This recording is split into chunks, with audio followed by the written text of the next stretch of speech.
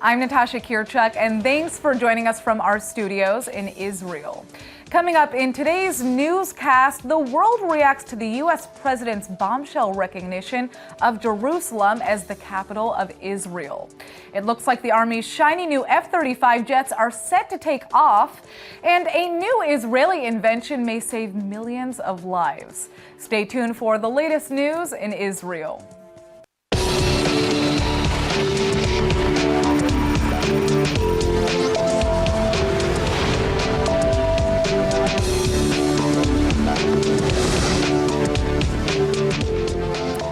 President Trump has just delivered a landmark speech destined to be a turning point in Middle East history by officially declaring Jerusalem as the capital of Israel. And not only that, he says that plans to move the American embassy from Tel Aviv to Jerusalem are already in the works. Well, unrest is already unfolding in the West Bank, where scuffles and clashes are breaking out between the IDF and Palestinians, who are fuming after the announcement.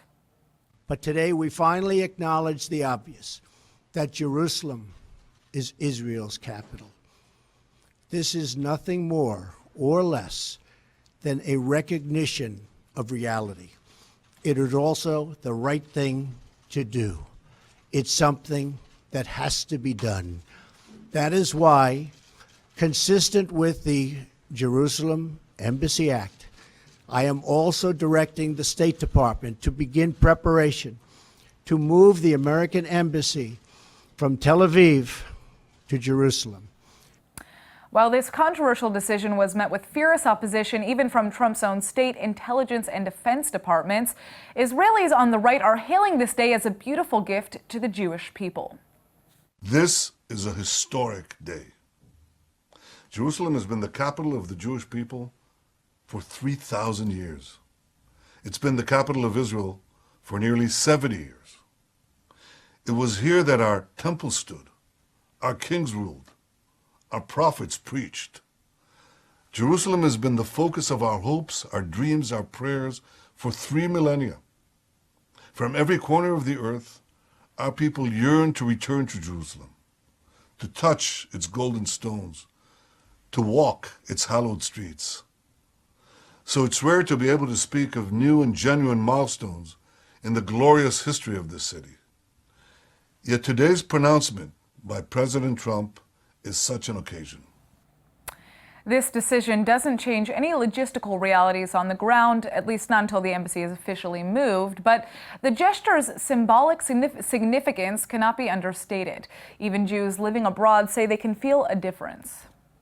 I really think that it's a very nice, thoughtful thing, that for us it's very important to know that Jerusalem is the capital of Israel, where all the historic goes back to our great-grandfathers from Abraham, Isaac, and Jacob.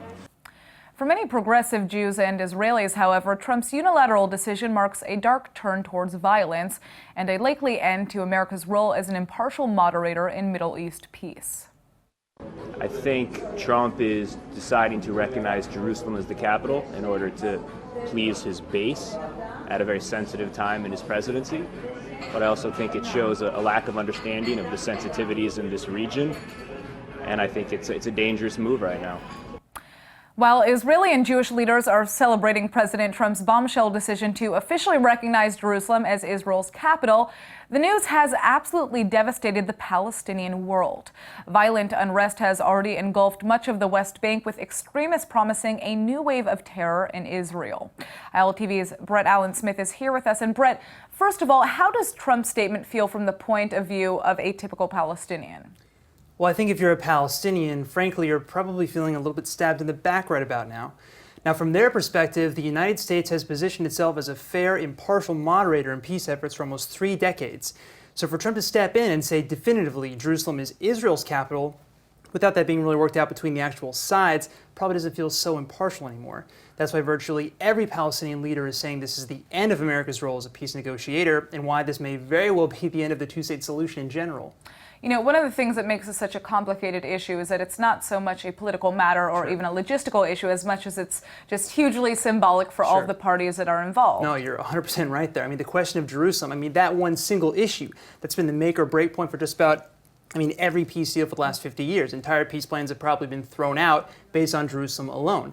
And look, I just want to point out here that for Israelis, you're very right. This recognition doesn't really change any actual logistics on the ground. But if you're a Palestinian, I mean, they probably feel like they've just lost everything they've been fighting for right about now, which is why we're seeing such outrage and such violence, and why even Christian leaders warn Trump not to do what he's just done. Obviously, there's a ton to digest and to kind of weigh here, but let's go ahead and check out the rest of the report. Palestinians are mourning this day as the end of any hope for a two-state solution and the end of America's longtime role as an impartial moderator of Middle East peace. I do think that it is the end of an American-led peace process, most likely. Whether that also means the end of a two-state solution, I mean, they're related, but not necessarily the same thing. I think it certainly doesn't bode well for a two-state solution, because the peace process under American auspices has been thus far the only path we've ever known to achieving that goal. Jerusalem is home to some of the holiest sites for three of the world's biggest religions, placing it at the center of Jewish, Christian, and Islamic hearts for centuries. That's why the Palestinians have long argued to share Jerusalem as a joint capital in any potential two-state solution with Israel, dreams that seem to have come crashing down. So to come and decide on the fate of Jerusalem unilaterally, by the mediator, not even by one of the sides, and then to come back and invite us for peace talks, talk about what? Negotiate what? You have already unilaterally decided. And therefore, yes, this will be a case of death to the two-state solution. This would be a stab in the back for the prospects of peace and for the partners, the strategic partners of the U.S. Violence has already erupted throughout the West Bank. Though many Palestinian leaders are urging all protests to remain nonviolent, most agree that Trump's speech will be seen as a religious violation as well as a political one, driving extremist groups to horrific new acts of bloodshed. At the same time, I would say that crossing these red lines tonight for President Trump, speaking about moderation, speaking about nonviolence, I think tonight he is strengthening the forces of extremists in this region as no one has done before. Indeed, Hamas has just dropped its relatively low profile over the past few weeks of unity talks with the PA, issuing this new rally for a fresh terror wave against Israel.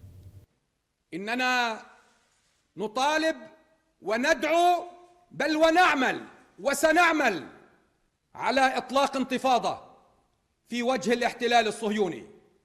لا يوجد اليوم أنصاف حلول، ولا يوجد اليوم التحرك في المربعات الضيقة لنطلق العنان لكل أبناء شعبنا الفلسطيني ليعبروا عن الغضب وعن التمسك بحقهم الأزلي في القدس وفي كل فلسطين. Palestinian Authority President Mahmoud Abbas has just called for all PA officials to leave their posts in the U.S., a clear sign that the Palestinians no longer see America as any kind of peace negotiator. Well, shockwaves from President Trump's decision to officially recognize Jerusalem as Israel's capital are being felt all over the world. Yet Israeli Prime Minister Netanyahu is confident that in light of Trump's promise to move the U.S. embassy to Jerusalem, many more countries are sure to follow. ובהזדמנות הזאת אני רוצה לבשר לכם שאנחנו כבר נמצאים במגעים עם מדינות אחרות שיכירו הכרה דומה, ואין לי ספק שברגע שתעבור השגרירות האמריקנית לירושלים, ועוד לפני כן, יהיה מעבר של שגרירויות רבות לירושלים. Along these lines, the Czech Republic has just announced official recognition of pre-1967 West Jerusalem as Israel's capital. And word is that the Philippines may be considering following Trump's lead and move its embassy to Jerusalem as well.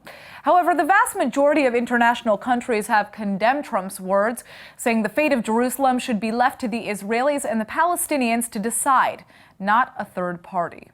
Je ne partage pas cette décision et que je la désapprouve parce qu'elle contrevient au droit international, elle contrevient aux résolutions du Conseil de sécurité des Nations Unies et la France réitérera ce qui est sa position au Conseil de sécurité. Le statut de Jérusalem, c'est une question de sécurité internationale qui concerne toute la communauté internationale et la solution, elle doit être trouvée par une négociation entre Israéliens et Palestiniens. Et c'est dans ce cadre que Jérusalem pourra avoir un statut sous l'égide des Nations Unies. Israeli officials remain adamant that Jerusalem is both a Jewish and an Israeli capital and emphasize its recognition on the global stage.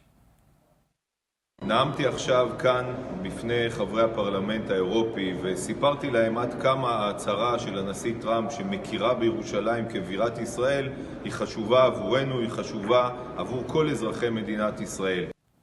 But the vast majority of peace partners, including key Arab players like Saudi Arabia, Egypt, and Jordan, say Trump's unilateral decision creates a dangerous instability at a time and demolishes decades of past diplomatic work. President Trump's announcement on Jerusalem has a very worrying potential impact. It is a very fragile context, and the announcement has the potential to send us backwards to even darker times than the ones we are already living in.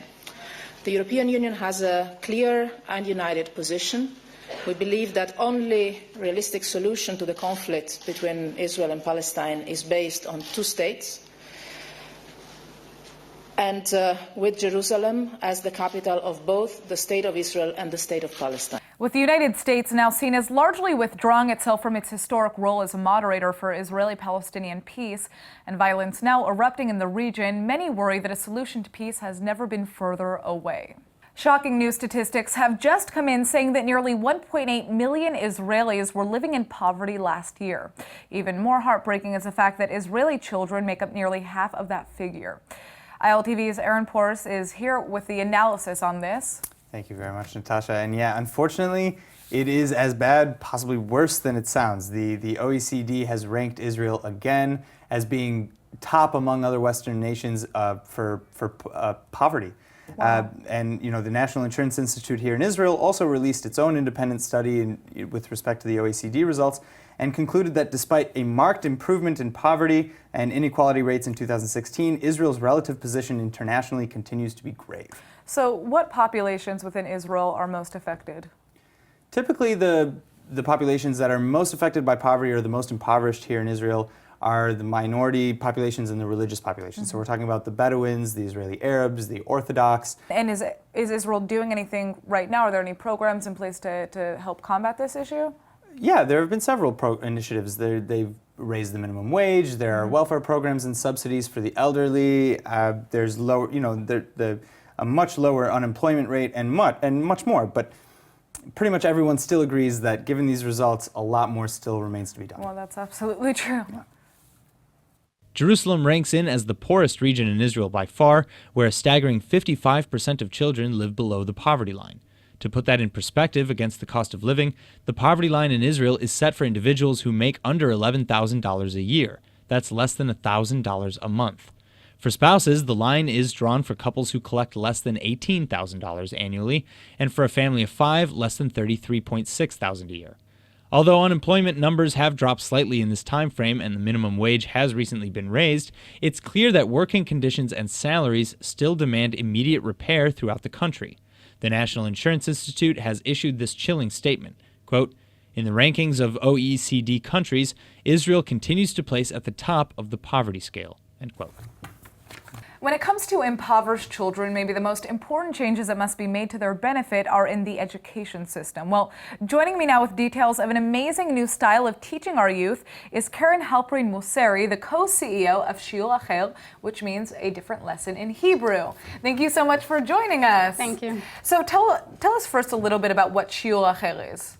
It's an NGO founded 15 years ago, and what we do is work all over Israel and bring people who work in different professions to schools and underprivileged communities, neighborhoods, to talk about their life, their work. I mean, How did you guys come up with this idea? This is very interesting. Sometimes parents come to schools and tell their children's friends and class about their profession. But then what happens is whoever has friends whose parents are lawyers or doctors hear more doctors and lawyers, and people whose parents are not doctors and lawyers or engineers or whatever don't hear about that. So what we did is contact organizations and ask them to allow their employees to go, instead of an hour of work, to go to school and enrich the children, telling them about themselves and their work and their profession. It expands their horizons, their dreams. It makes them know more ideas. Absolutely. I mean, just having that exposure is essential because it all comes to what you're raised with, what you hear about. And are these people that are coming in and you know, giving these lectures and speeches staying in contact with the children afterwards? Does that ever happen? We're in contact with them. Okay. And every year we bring another organization to that school so they will know different kinds of works and professions and people. So the volunteers just come and give their enrichment lesson and lecture, but we're in contact with them for years. Very interesting. So what I'd love to know actually is what the end result of that is, and maybe how that has affected the community, the community poverty level, perhaps even. What we know is we ask children, we ask their parents, we ask their teachers, the principals of the school, and they tell us children learn things they never heard about. They now know what it means to be a judge, what it means to be an engineer, things they just didn't know, didn't even recognize when they heard about it. So now they can, we hear the students say, so maybe one day I will do that. And now I understand I can allow myself to dream about it. Things they never did before. What communities are you working within? All over the country, you name it. Every city, Naharia, Tel Aviv, Yerucham, Dimona, Carmiel, all over the country. Well, let me tell you, this is a really interesting program, and I think it's essential to tackling this issue of poverty and essentially unequal opportunity when it comes to education, right? And, That's the the workplace. idea. All right, well, thank you so much for joining us. And thank you. Hopefully we'll have you back soon. Thanks. Well, last year, Israel got its very first batch of F-35 jets, advanced stealth fighters that are set to change the face of modern aerial warfare. Well, after months of exhaustive testing and training, it looks like these planes are good for takeoff. The IDF has announced that the fighters are fully operational and ready for combat. Known as the Adil or Mighty One in Israel, the F-35 is said to be a game changer for Israel's Air Force. Israel has promised to buy 50 of the U.S.-made jets under President Obama's enormous $38 billion military aid package to Israel, which will be doled out to Israel in groups over the next several years. Right now, the Army has 9 of the cutting-edge aircraft in its fleet, and in under a year, they've been completely tested, now fully operational and ready for combat. Each Adil costs a whopping $100 million each, but with its advanced stealth tech and the ability to integrate with other jets to form a living information network, Israel clearly believes they're worth every penny. All right. Well, even after patients undergo hospital treatment, there is still a very real risk of damage or even death from complications relating to breathing tubes, feeding tubes, and catheters. Well, doctors have to monitor the tubes manually, and if something goes wrong, it can sometimes be too late. But now, an Israeli startup has just created an incredible solution that could save countless lives. Check this out. Introducing the world's first ever smart tube system. This amazing technology monitors hospital tubes of every kind in real time. Until now, doctors and nurses have had to check patients' tubes manually by hand. The problem is, usually it's impossible to tell when something's wrong until it's, well, already going wrong. But the system integrates sensors into every kind of medical tube for breathing, food, everything, and immediately detects when complications are beginning to go awry. The system alerts medical staff to changes before they become emergencies, which could give them those critical seconds they need to literally save lives. And good news, the Israeli ART medical startup, which is also based in California, has already gotten FDA approval for the device, which means this amazing system will be ready for hospitals as early as next year. Do you know what chemicals are in your child's toys, food? How about their bottles and pacifiers? Well, it turns out that many substandard and often harmful chemicals are way more present in these things than you might think. But hopefully not for long. And joining me in the studio with more is Timmy Berkovich, the Vice President of Bfree. Thank you so much for joining us. And I see you have some interesting products here, a bottle of sorts. So tell us a little bit about what you have created here. Well, we have a family business which my father started about 15 years ago. We're actually the first company to talk about the issue of bisphenol A, which is a chemical that disrupts hormones and development of different things in a baby's body. This chemical is known to make some really bad things like cancer, fertility problems, all sorts of bad stuff. And this is a chemical that is in many bottles? It used to be in all the bottles. Wow, When my father came across this information almost 20 years ago, on that day he decided not to sell that plastic, and that's where the name Bfree comes from. Interesting. So free of bisphenol A, you said. Right. So it's also free of bisphenol A, but our bottle also prevents babies from swallowing air. It prevents gas, so it's free from gas, free from. And that can lead to ear infections, right? Can lead to ear infections. The ear infections can be caused from the vacuum that's being built up in a regular bottle. Our bottle basically prevents the vacuum from getting built up inside by this new patent that we just registered now. This is our older product that we've been selling for years under different brands. In the States, it was sold under the Bfree brand. Again, prevents all the vacuum. This is a new version. And you have more than bottles as well, right? You have some other products? We have pacifiers, we have cups, we have sterilizers, breast pumps, all sorts of things, and it's all made in Israel. Well, I think what's very interesting about these products is just kind of spreading awareness about some of the chemicals that you could end up, finding in the products that you're buying for your babies, which is really, really scary. So where can we find these products for those of our viewers who are interested? Today, we are in a relaunch of this brand because it used to be sold under the Bfree brand in the States. So in America now, it's you can find it on Amazon until it reaches the shelves.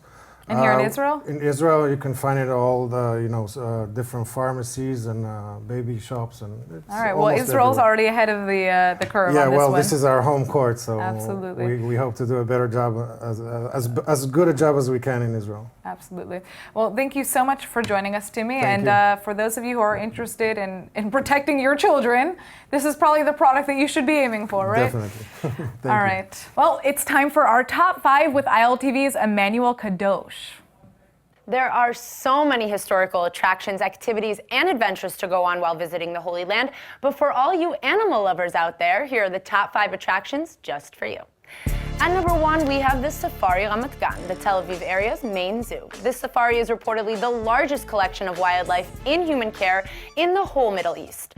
Arranged as a 250-acre African safari park, the zoo is home to over 1,600 species of animals coming from Africa and beyond. The Safari Ramat Gan brings in over 700,000 visitors a year from all over the world and participate in 25 international programs for endangered species. So, have you visited yet?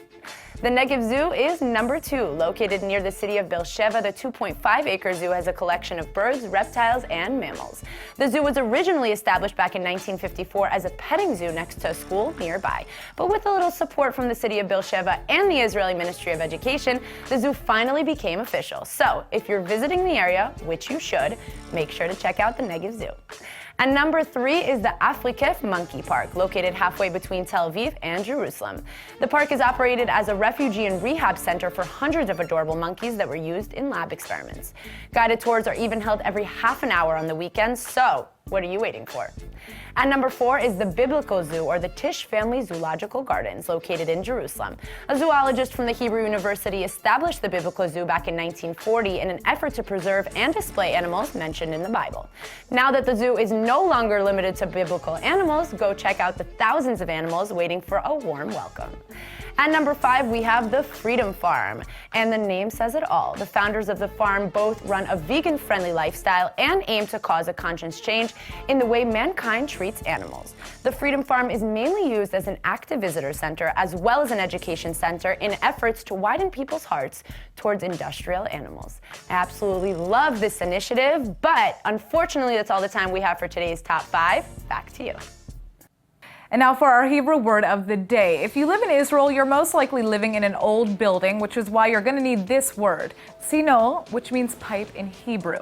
Now here's an example of why you need to know this last word. Last year, the tzinorot in my old Tel Aviv apartment burst one night, turning my bedroom into a literal pool. At that point, I had no idea what the word for pipe was in Hebrew, but I quickly learned tzino when I had to yell at my landlord about how his faulty apartment turned my mattress into a soggy, floating mess. Well, hopefully you don't ever have to deal with this issue, but if you do, just keep the word tzino in handy. All right, let's go ahead and take a look at the weather forecast. Tonight should be partly cloudy with a drop in temperatures and local showers in the center and north. The low will be around 48 or 9 degrees Celsius, and over the weekend, expect the skies to clear up, the temperatures to rise, and the high to sit around 70 or 21 degrees Celsius. All right, guys, that's it for today's news. Today's exchange rate is 3.52 shekels to the American dollar. Remember to sign up for our daily newsletter at iltv.tv. I'm Natasha Kirchuk, and thanks for watching.